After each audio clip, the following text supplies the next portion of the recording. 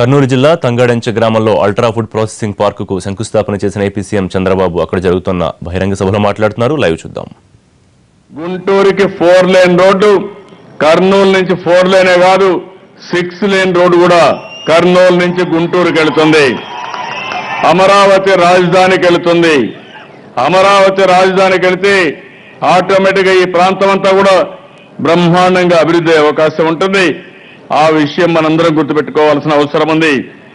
ఈ రోజే మీరు చూస్తే ఓర్వకల్ల దగ్గర మెగా ఇండస్ట్రియల్ హబ్ ఒకటి మనం ఈ రోజే ఫౌండేషన్ ఇస్తున్నాం. అందులో కూడా కొన్ని ఇండస్ట్రీస్ వచ్చాయి. ఆ ఇండస్ట్రీస్ అన్ని కలిపి పెద్ద ఎత్తున రాబోయే రోజుల్లో ఈ యొక్క కర్నూలు జిల్లాని ఒక మ్యానుఫ్యాక్చరింగ్ హబ్గా, ఇండస్ట్రియల్ హబ్గా తయారు చేసే అవకాశాలు చాలా ఉన్నాయి. ఎందుకంటున్నానంటే మీరు ఒక విషయం గుర్తుపెట్టుకోవాలి. ఇన్ని సంవత్సరాలు రాయలసీమ అభివృద్ధి కాలేదంటే కారణం ఇక్కడుండే ప్రత్యేకమైన పరిస్థితులు. ఒకటి, నీరు లేదు.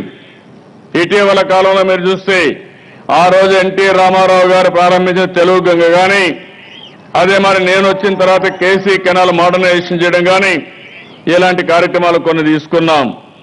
కానీ ఈ 10 సంవత్సరాలుగా అనుకున్న ప్రాజెక్టులు పూర్తి కాలేదు. దీనివల్ల రాయలసీమలో వర్షం పడితే పంటలు రావడం, అది కూడా మెట్ట పైర్లు రావడం, అదే మరి చేసిన ప్రాజెక్టులన్నీ పెండింగ్ పెట్టి ఏ ప్రాజెక్టు కూడా పూర్తి కాలేని పరిస్థితి. దీనికోసం నేను ఒకటే ఆలోచించాను. ఎట్టి పరిస్థితిలో రాయలసీమని సస్యశ్యామలం చేయాలి. అందుకే మీరు ఒకసారి చూస్తే నేను ఇటీవల కాలంలో దీనికి నీళ్లు కావాలంటే కృష్ణా జలాలు రావాలి, తుంగభద్ర రావాలి. తుంగభద్ర ఇప్పుడే ఎంపీ గారు చెప్పారు, రాబోయే 10 రోజుల్లో తుంగభద్ర ఫుల్ అయితే కేసీ కెనాల్కి నీళ్లు వస్తాయని చెప్పి వారు చెప్పడం జరిగింది. అది కూడా నేను మానిటర్ చేస్తున్నాను.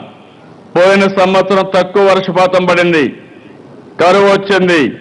ఈ సంవత్సరం కూడా మళ్ళా వర్షపాతం తక్కువ పడి, వర్షం తక్కువ పడిన జిల్లా ఏదైనా ఉందంటే అది మొదటి స్థానంలో కర్నూలు జిల్లానే ఉంది. ఆ విషయం కూడా మీరు గుర్తుపెట్టుకోవాల్సిన అవసరం ఉంది. నేను అనునిత్యం ఈ విషయాలన్నీ పర్యవేక్షిస్తున్నాను.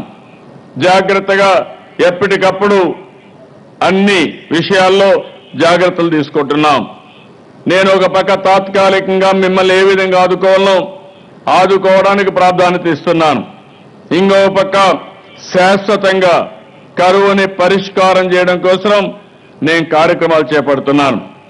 ఈరోజు పోలవరం ప్రాజెక్టు ఉంది.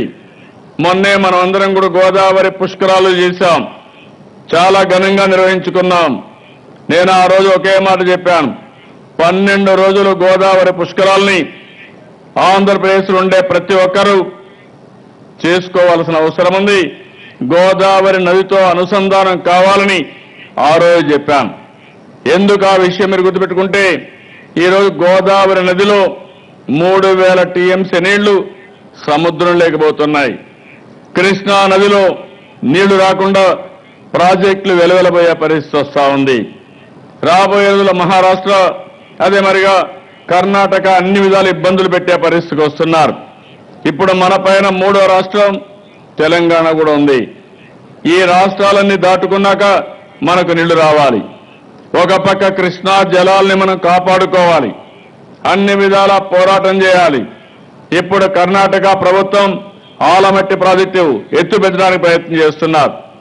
ఒకప్పుడు మీరు చూస్తే నేను ఆ రోజు ముఖ్యమంత్రిగా ఉన్నప్పుడు కేంద్రం పైన ఒత్తిడి తీసుకొచ్చి సాక్షాత్తు ఆ రోజు కర్ణాటకకు చెందిన దేవేగౌడ గారు ప్రధానమంత్రిగా ఉన్న ఎత్తు పెంచకుండా నివారించాం, అన్ని జాగ్రత్తలు తీసుకున్నాం. ఇటీవల ప్రభుత్వాల అనుచితమైన ధోరణి వల్ల సరిగా కాపాడలేకుండా ఈరోజు ఎక్కడికెక్కడ నీళ్లన్నీ వాళ్ళు ఆడుకుంటున్నారు. మనకు రావాల్సిన న్యాయమైన వాటా కూడా రావడం లేదు. దీనిపైన రాజీ లేని పోరాటం చేస్తాం. అదే సమయంలో నేను ఆలోచించింది, గోదావరి నీళ్లని కృష్ణాకు తీసుకురావాలి. అది చేయగలిగితే కృష్ణాలో వాడే నీటిని శ్రీశైలం ద్వారా రాయలసీమకు తీసుకునే అవకాశం ఉంటుంది. పోలవరం ప్రాజెక్టు 5 సంవత్సరాల్లో పూర్తవుతుంది.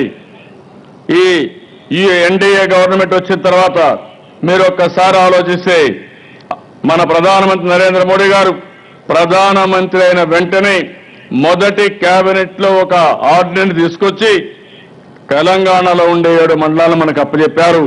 దానివల్ల ఇది సాధ్యమవుతా ఉంది. 5 సంవత్సరాలు కూడా నేను వెయిట్ చేయకుండా ఏదో ఒక విధంగా రాయలసీమను ఆదుకోవాలని ప్రత్యేకమైన శ్రద్ధ పెట్టి పట్టిసీమ లిఫ్ట్ ఇరిగేషన్ తీసుకొచ్చాం.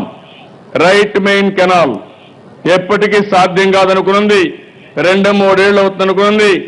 ఈ 4-5 సంవత్సరాల్లో ఆ నీళ్లు కృష్ణాకు వచ్చేట్టుగా ఆ కార్యక్రమాన్ని చేశాం. మొన్నే ఆగస్టు 15న మీరు చూశారు, నేను జాతికి అంకితం చేశాను.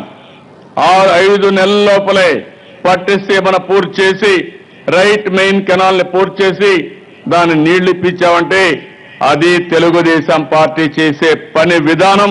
ఆ విషయం మీరు గుర్తుపెట్టుకోవాల్సిన అవసరం ఉంది. ఒక యుద్ధ ప్రాతిపదికన చేశాం.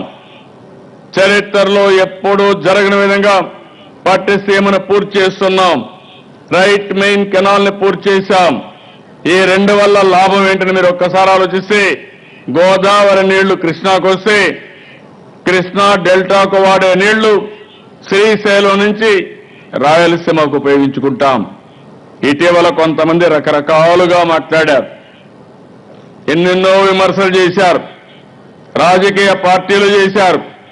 నేను అడుగుతున్నా వీళ్ళందరినీ, రాయలసీమకు నీళ్లు తెస్తామంటే నీళ్లు వద్దనే విధంగా, నీళ్లు రాకుండా ఎన్ని ప్రయత్నాలు చేయాలో అన్ని ప్రయత్నాలు చేశారు ఈ రాజకీయ పార్టీలు. కర్నూలు జిల్లా పర్యటిస్తున్న ఏపీ ముఖ్యమంత్రి చంద్రబాబు జిల్లాను రాజధానితో లింక్ చేస్తామని, అలాగే కర్నూలును పారిశ్రామికంగా అభివృద్ధి చేస్తాం, ముఖ్యంగా పట్టిసీమ ప్రాజెక్టు ద్వారా రాయలసీమలో పూర్తిగా కరువును తొలగించే ప్రయత్నం చేస్తున్నామని చెబుతున్నారు. ఇవి ఇప్పటివరకు అప్డేట్స్. తర్వాత ఫోకస్ ప్రసారం చూస్తూనే ఉండండి ఎన్టీవీ.